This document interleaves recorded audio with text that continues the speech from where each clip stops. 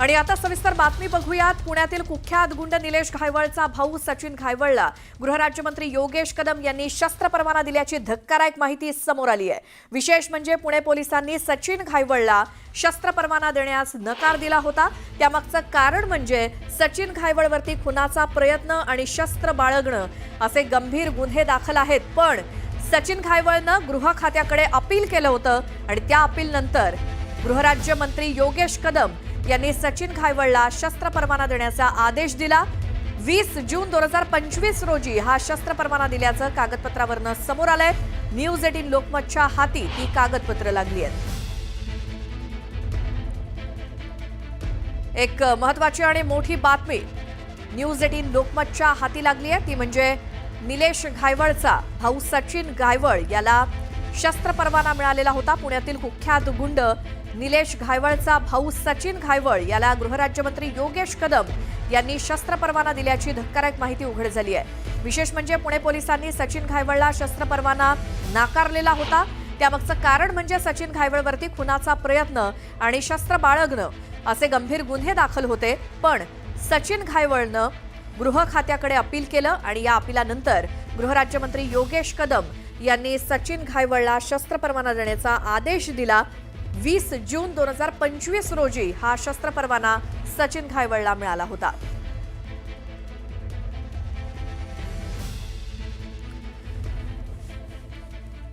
तर गृहराज्यमंत्र्यांनी आपल्या आदेशामध्ये नेमकं काय म्हटलंय यावरती आपण एक नजर टाकूयात। तर अपीलार्थीचा अपील अर्ज मंजूर करण्यात येत आहे असं महाराष्ट्र राज्याचे गृहराज्यमंत्री योगेश कदम यांचा हा आदेश आहे। पोलीस आयुक्त पुणे शहर दिनांक 20 जानेवारी 2025 चा आदेश रद्द करण्यात येत आहे असं गृहराज्यमंत्री योगेश कदम यांनी आपल्या आदेशामध्ये नमूद केलेलं आहे। पोलीस आयुक्त पुणे शहर यांनी अपीलार्थी यांना विहित कार्यपद्धती अवलंबून शस्त्र परवाना देण्याबाबत पुढील आवश्यक कारवाई करावी असे आदेश गृहराज्यमंत्र्यांनी दिलेले होते। तर याच संदर्भात आपण माहिती घेऊयात। आमचे प्रतिनिधी पुण्यातून वैभव सोनावणे आपल्या सोबत आहेत। वैभव, ज्या पोलिसांनी नाकारलेला शस्त्र परवाना गृहराज्यमंत्र्यांनी सचिन घायवळला दिला, हे या संपूर्ण प्रकरणाबद्दल काय खुलासे झालेत? श्वेता, अत्यंत धक्कादायक प्रकारे गेले आठवडाभर ज्या घायवळ टोळीच्या नावानं राज्यभरात चर्चा सुरू होती। सुरुवातीला निलेश घायवळ यानं बनावट पासपोर्ट काढल्यानंतर सगळ्या यंत्रणांचे धाबे दणाणलेले होते।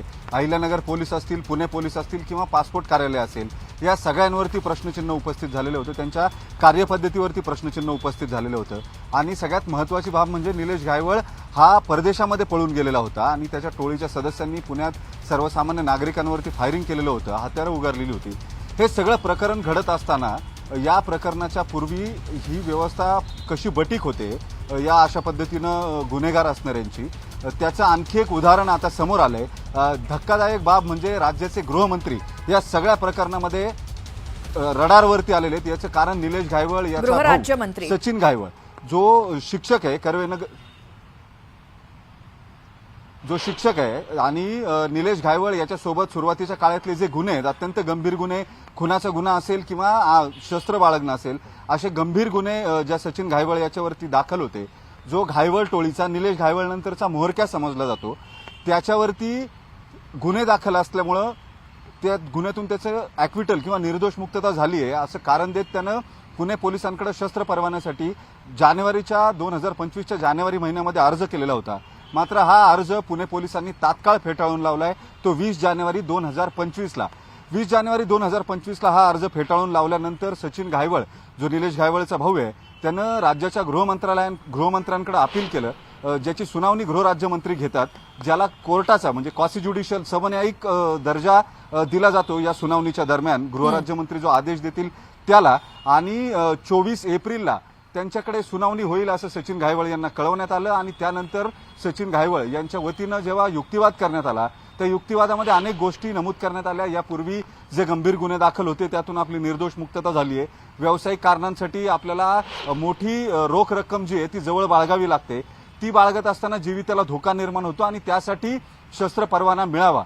सगळ्यात गंभीर बाब म्हणजे 20 जून रोजी 24 तारखेला झालेल्या या सुनावणीचे आदेश जे आहेत ते 20 जून रोजी समोर आले आणि 24 जूनला हे आदेश पारित झाल्याचं पत्र निघालंय, ज्या पत्रामध्ये राज्याचे गृहराज्यमंत्री योगेश रामदास कदम यांच्या सहीनिशी हे पत्र पारित करण्यात आले, ज्याच्यामध्ये अपिलार्थी म्हणजे सचिन घायवळ याला शस्त्र परवाना मंजूर करण्यात आलेला आहे। आणि 20 जानेवारी 2025ला जे पुणे पोलीस आयुक्तांनी जे आदेश दिलेले होते हे आदेश रद्दबातल करत असल्याचा आदेश सुद्धा याच आदेशामध्ये म्हणण्यात आलाय आणि त्यानुसार तात्काळ सचिन घायवळ यांना शस्त्र परवाना देण्याची कार्यवाही जी आहे ती पुणे पोलिसांनी सुरू करावी अशा स्वरूपाचे आदेश सुद्धा या सगळ्या ऑर्डरमध्ये देण्यात आलेले आहेत। म्हणजे एकीकडे घायवळ टोळीचा म्होरक्या त्याचा भाऊ जो या निलेश घायवळ नंतर घायवळ टोळी चालवतो त्याला 2 गुन्ह्यांमधून निर्दोष मुक्तता झाली, ज्या गुन्ह्यांमधले ज्याचा खून झालाय त्याचा भाऊ सुद्धा होस्टाईल झाला साक्षीदार म्हणून,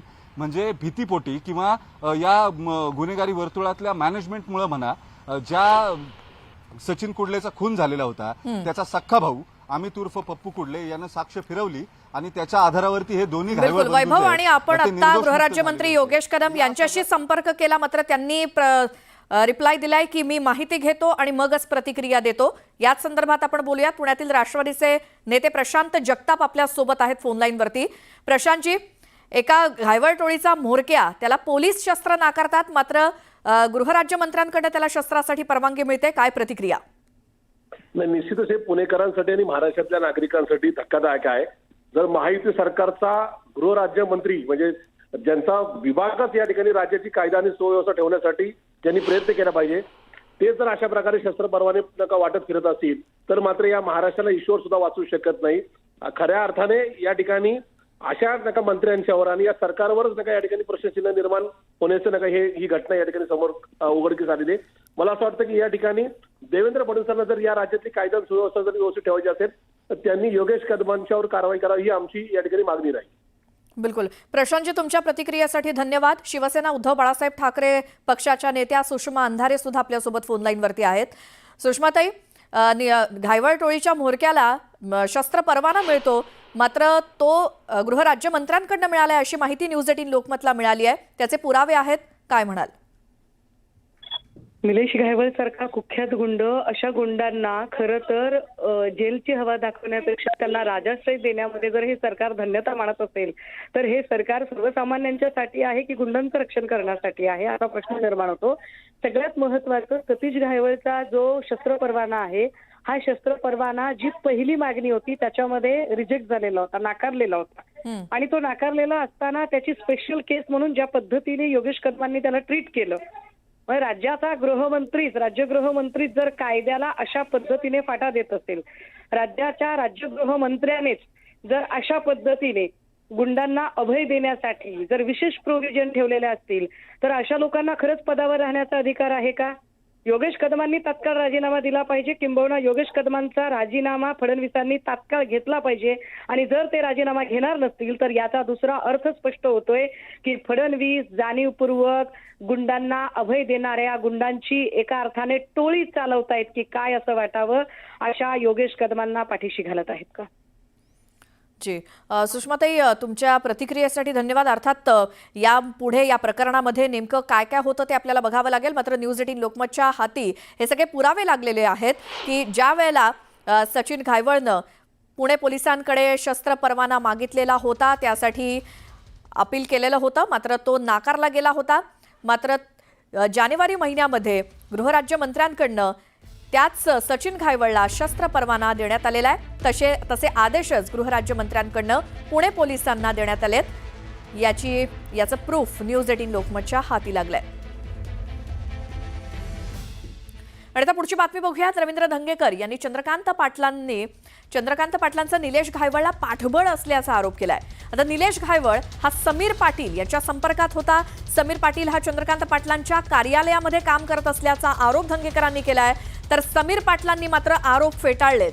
तर चंद्रकांत पाटलांचं समीर पाटील सोबतचा फोटो सुद्धा समोर आलेला आहे।